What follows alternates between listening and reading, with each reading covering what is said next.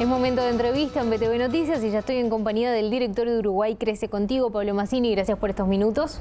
El agradecido soy yo y en nombre de toda la dirección de Uruguay Crece Contigo, el Ministerio de Desarrollo, porque invitarnos a hablar de primera infancia es invitarnos a hablar del desarrollo humano, de una etapa fundamental de la vida de cada uno de nosotros, que nos marca para siempre y que el Uruguay en ese sentido viene trabajando mucho porque hay conciencia de la evidencia internacional y nacional de que en los primeros 1000 días de la vida, desde el embarazo hasta los 3 años... Se juega el partido fundamental. Se juega un partido clave.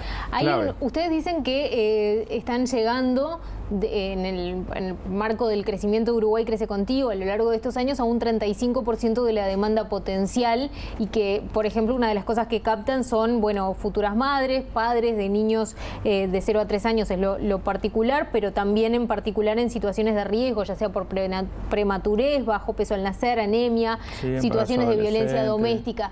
¿Cuáles son las situaciones más comunes en cuanto a prácticas de crianza, a conocimiento de prácticas de crianza? ¿Con qué situación se encuentran cuando captan?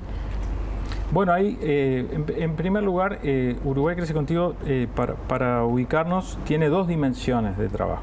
Una es universal, al 100% de los niños y niñas de este país y los hogares en los que nacen las criaturas, a través del CET universal, sí, que le llega a cada padre en todas las maternidades públicas y privadas, y esto es importante porque en general el Ministerio de Desarrollo queda como asociado a un subconjunto de población y en realidad en el británico o en una maternidad de Bella Unión se entrega este CET. Bien. En el entendido de que nadie nace sabiendo cómo criar un hijo y que necesitamos todos, para un momento que es muy estimulante, pero a la vez de estrés, necesitamos un cierto apoyo.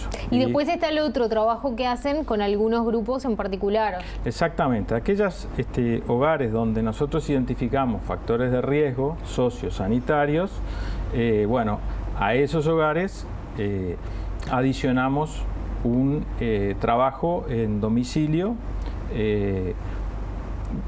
que lo vamos acordando con otras instituciones que nos derivan, sea desde las policlínicas, sea desde las maternidades, sea de nuestros propios equipos en territorio, que identifican algunos de estos riesgos que tú decías, la prematurez, el bajo peso, algunas prácticas violentas,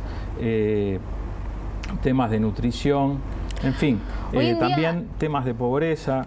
No nos olvidemos que Uruguay tenía en el 2005 un 60%, un 53%, perdón, de niños menores de 5 años bajo la línea de pobreza.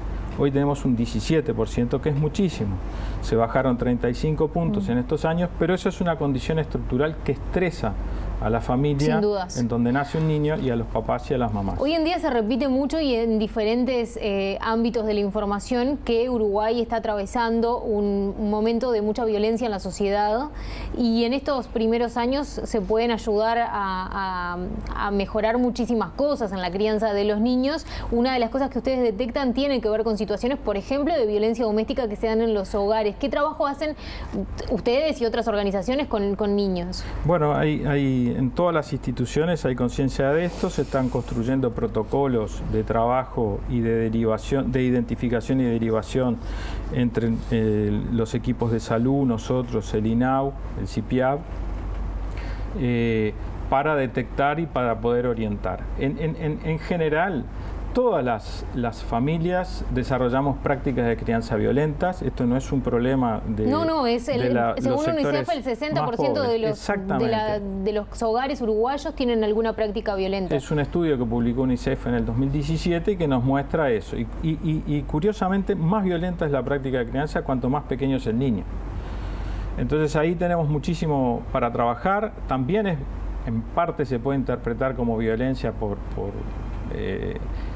desatención cuando los papás y las mamás pensamos que una pantalla nos sustituye y estamos más concentrados en esto y no tenemos un espacio psíquico y una habilitación para estar muy pendientes de ese otro que es distinto, que a veces llora como forma de expresión y que si nosotros con palabras vamos asociando esas expresiones, que es la única forma que a veces tiene un bebé de manifestarse, tenemos que ser capaces que con la palabra vayamos construyendo ese vínculo, un vínculo que implica tener muy en cuenta ese otro. Si usted tuviera que elegir dónde hay un nudo de la crianza en Uruguay, teniendo en cuenta que vienen haciendo relevamientos desde el 2013 para acá sobre diferentes aspectos vinculados a la crianza, ¿dónde hay que poner el foco?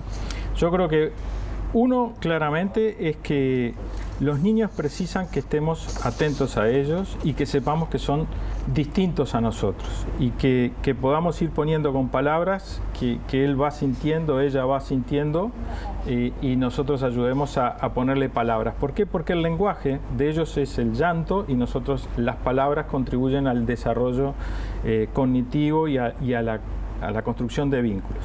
Lo otro es jugar, acariciar, expresar el afecto, leer, contar cuentos, todo lo que sea disponernos a estar con ellos. Eso es clave y ese es un eje que bueno, tiene responsabilidad la política pública porque de esto se estimula en los centros CAIF, se estimula cuando nosotros vamos al domicilio a través de los equipos Uruguay Crece Contigo, lo hacen los pediatras en los consultorios, en fin, hay una cantidad de actores que estimulan esto. Ahora, hay otra comprensión que tienen que tener las familias.